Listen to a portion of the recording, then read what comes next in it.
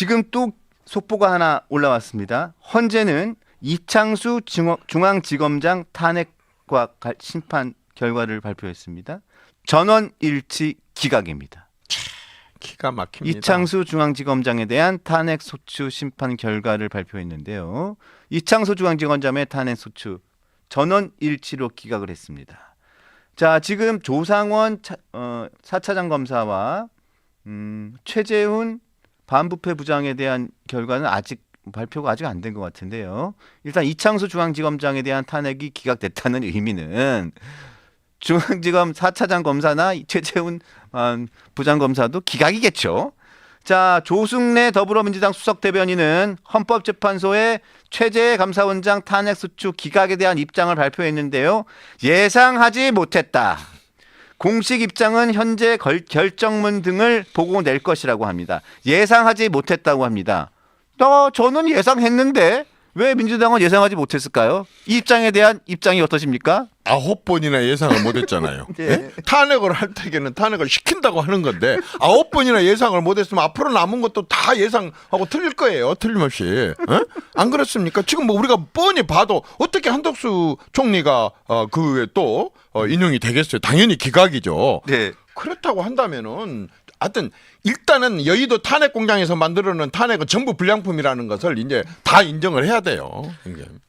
다시 나왔습니다. 조상원 서울지검 4차장 검사, 최재훈 반부패 수사 2부장 모두 재판관 전원 일치로 기각 결정입니다. 자, 이렇게 되면요. 민주당에서 탄핵 소추했던 지금까지의 사람 쭉 따져보니까 지금까지 소추했던 9명 다 기각입니다. 다 기각. 공장장 탄핵 소추 민주당 탄핵 소추 공장 민주당 공장장 이재명 공장장 불량 공장 공장장이네요. 기가 막힙니다. 사실 그냥입니까? 감사원장입니다. 헌법기관이에요. 네. 그다음에 저기 서울중앙지검장과 거기에 있는 검사들입니다. 네. 누구였습니까? 이재명 대표에 대한 조사와 수사를 했던 사람들입니다. 네. 아니 도대체 대한민국에 지금 민주당에 의해서 대한민국 대통령이 3명이 된 거 아세요? 윤석열 대통령 권한대행을 한덕수 권한대행을 하고 있는 지금 대한민국 대통령이 3명을 만들어 놓은 사람들이 민주당 사람들이에요. 그런데 자기들은 속으로 생각할 거예요. 네 잘못 계산해서 니도 검찰처럼 이렇게 숫자 산수를 잘 못하는구나. 4명이야. 지금 여의도 대통령이 대한민국 대통령이라는 걸 몰라하고 민주당은 속으로 그렇게 얘기할 겁니다. 대한민국의 대통령 4명을 만들어 놓은 집단이 당연히 저런 탄핵도 저런 식으로 저렇게 예상도 못한 사람들이 국정을 어떻게 예상을 하겠습니까?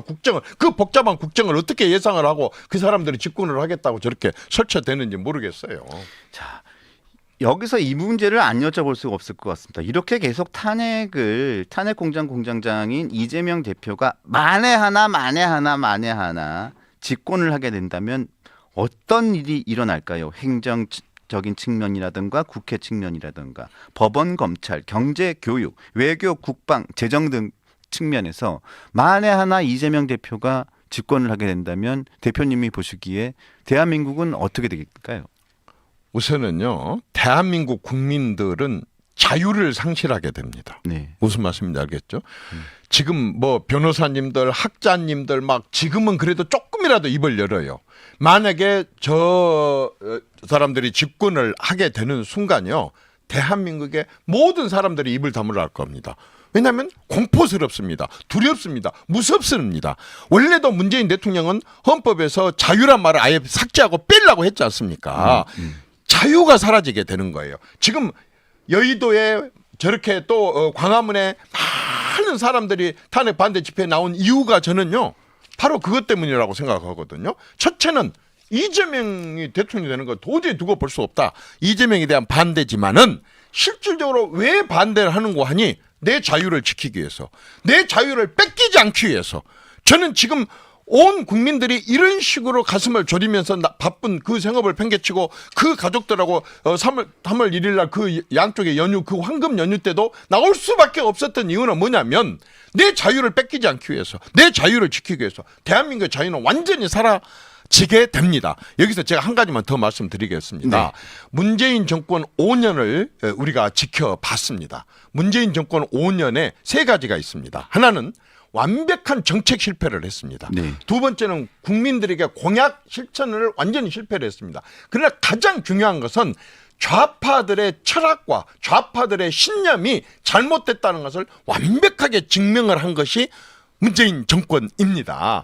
그 정권에서는 아까처럼 우리가 한미 동맹을 그렇게 공고히 했던 그 한미 동맹을 두드려 깨기 위해서 외교관 중에 미국하고 친분을 많이 쌓아가지고 이야기 통한 사람들을 뽑아서 다른 데로 대부분이 다 분산시켜서 보내버리고 네, 네, 네. 미국하고 별로 이렇게 좋지 않은 그러한 사람들까지도 보내는 그런 식으로 해서 외교를 완전히 했고 1400년도 500년도 지금 도대체 죽창이 뭔지도 모르는 그 죽창과 외구라는 단어가 뭔지도 모르는 1400년 1500년도의 단어까지 끄집어내고 일본을 완전히 적대시하면서 외교를 완벽하게 파탄을 냈습니다. 외교만 파탄 냈습니까? 한미 동맹 간에 하는 훈련을 거의 다 없애버렸습니다. 미국과의 훈련을.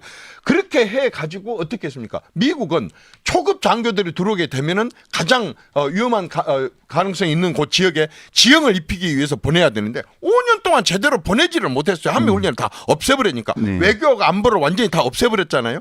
가장 나쁜 것은 재정을 두드려 깨버렸다는 겁니다. 재정을. 이승만 대통령 때부터 박근혜 대통령까지 몽글고 애끼고 돈 쓰고 고무신 저 막걸리 뿌리면 표 나온다는 걸 모르는 사람이 어디 있습니까? 그럼에도 불구하고 그 유혹을 뿌리치고 애껴왔었던 국가 재정을 네. 무려 417조, 660조였던 국가 빚을 1076조로 끌어올리면서 그 돈을 갖고 정말 부당하게 국가 보조, 부당하게 민간 보조에 어마어마하게 갖다 뿌려댄 겁니다. 네. 그렇기 때문에 만약에 저 사람들이 다시 집권하게 된다면 또 그 돈을 뿌려댈 겁니다. 그런데 이 돈이 그렇게 뿌려대고 빚을 많이 져서 얼굴도 못 본 증손주들 보고 그 돈을 갚으라고 하는 것도 나쁘지만 진짜 나쁜 건 뭐냐면 그렇게 쉽게 돈을 받아 쓰고 지금 패거리들끼리 나눠 먹는 요 습성이 만약에 정권이 연장이 되거나 또 만약에 저 사람들 정권을 잡게 된다고 한다면 이게 이제 사람들 습성화돼 버린다. 안 주면 어떻게 들고 일어나요? 어디처럼 아르헨티나나 멕시코나 저기 뭡니까 베네수엘라처럼 들고 일어나는 거예요. 그러면 대한민국 끝장인 거예요. 이렇게 벼랑 끝에 서 있기 때문에 지금 국민들이 들고 일어나는 거고 윤석열 대통령이 자기 임기 2년을 갖다가 이렇게 희생해 가면서까지도 나올 수밖에 없던 그 책임감, 그건 바로 나라가 이렇게 벼랑 끝으로 가기 때문에 그런 거거든요. 지금 저 사람 집권하면 여러분 다시 한번 얘기합니다. 국민들의 자유는 잃게 됩니다. 지금 이렇게 우리는 이 자유를 지켜야 되고 보수라는 게 뭐냐면은 자유를 지키는 전사들이 보수입니다. 네, 네. 자유를 지켜야 됩니다. 자유를 뺏기지 말아야 됩니다.